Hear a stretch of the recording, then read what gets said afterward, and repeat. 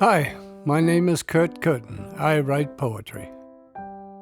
I'm going to read a few poems from my book called Why Trees Sneeze. Poetry is a way I like to play with words.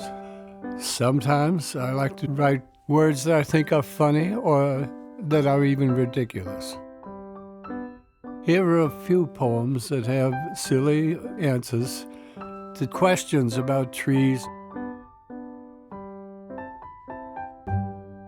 Why trees sneeze.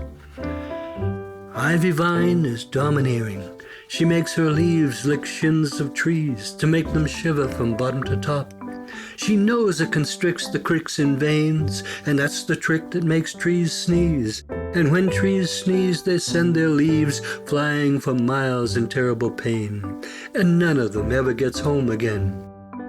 Old Dan Moss, on the other hand, caresses trees with the softest touch, a little itch, but not too much.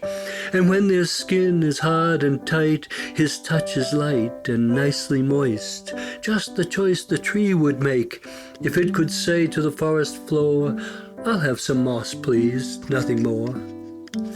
Another poem is Fire Hydrants, and it's a kind of description of a fire hydrant.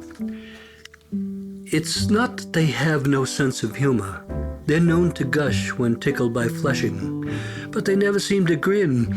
It isn't because they're ugly, which is true, or almost never speak to you. They're dull as a stump when they do.